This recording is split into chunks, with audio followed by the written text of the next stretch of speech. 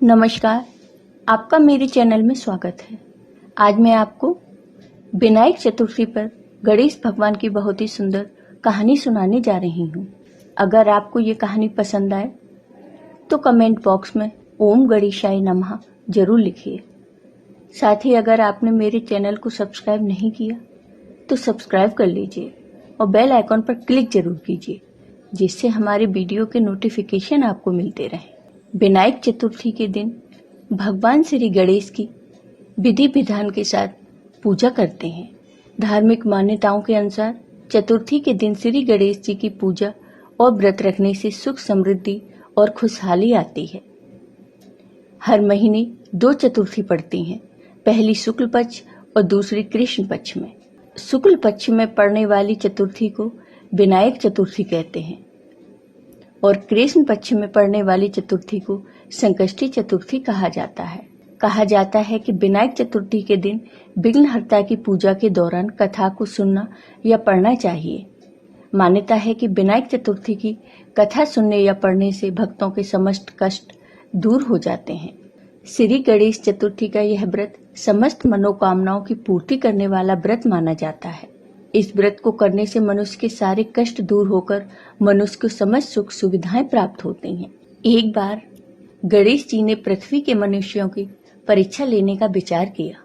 वे अपना रूप बदलकर पृथ्वी पर भ्रमण करने लगे। उन्होंने एक बालक का रूप बना लिया।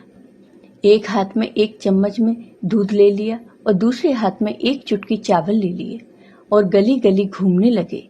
साथ ही आवाज लगाते चल रहे थे, कोई मेरे लिए खीर बना दे, कोई मेरे लिए खीर बना दे। जो भी उस बच्चे को देखता उसमें थोड़े से चावल और थोड़ा सा दूध देखकर सब हंसने लगते, लेकिन कोई खीर बनाने को तैयार नहीं था। कुछ आगे चलने पर उस बच्चे को एक बुढ़िया बैठी हुई मिली। तो बुढ़िया ने पूछा, क्या बात है बेटा? तो गणेश जी ने कहा, बूढ़ी माँ, मुझे खीर बनवानी है, कोई मेरे लिए खीर बना दे। तो उस बूढ़ी माँ ने कहा, ला मैं बना दूं। वह खीर बनाने के लिए छोटा सा बर्तन चढ़ाने लगी। तब गणेश जी ने कहा कि दादी माँ, छोटी सी भगोनी मत चढ़ाओ, तुम्हारे घर में जो सबसे बड़ा बर्तन हो वही चढ़ा दो। तब बुढ़िया ने बड़ा बर्तन चढ़ा दिया और वह देखती रह गई। उसने जो थोड़े से चावल उस बड़े बर्तन में डाले थे वह तो पूरा भर गया। गणेश जी ने कहा, दादी माँ, मैं नहाकर आता हूँ। और यह कहकर गणेश जी नहाने चले जाते हैं। खीर बनकर तैयार हो गई तो उस बूढ़ी माँ के पोते पोती खीर खाने के लिए रोने लगे। तब बूढ़ी माँ ने गणेश जी के भोग के नाम से थोड़ी सी खीर निकाली और चूल्हे में डाल दी और कटोरी भरकर बच्चों को दे दी। बूढ़ी माँ की पड़ोसन देख रही थी तो बूढ़ी माँ ने सोचा, यह चुगली कर देगी, तो एक कटोरा भरकर खीर उसे भी पकड़ा दी।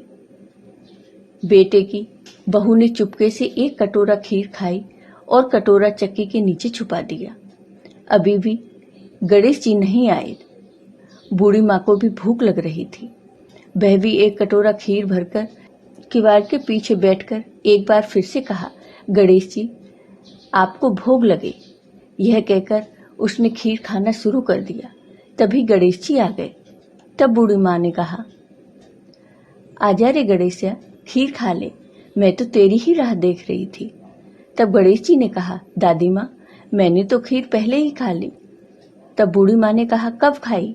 गणेश जी ने कहा, जब तेरे पोते पोती ने खीर खाई तब खाई थी, जब तेरी पड़ोसन ने खीर खाई तब खाई थी, और जब तेरी बहू ने खाई तब भी खाई थी, और अब तूने खाई तो मेरा पूरा पेट भर गया।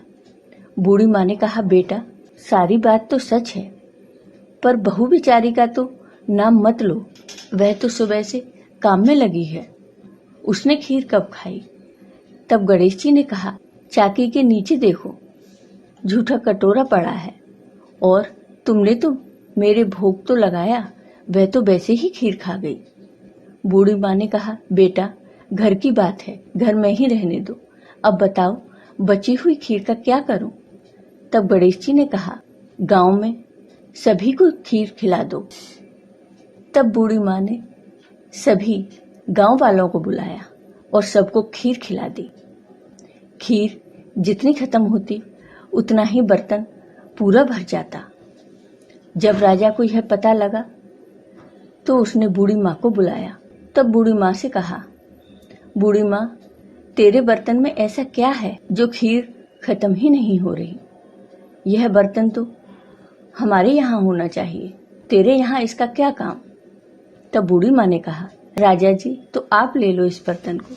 राजा जी ने खीर का बर्तन महल में मंगवा लिया और लाते ही खीर में कीड़े मकोड़े बिच्छू कंजले हो गए और दुर्गंध आने लगी।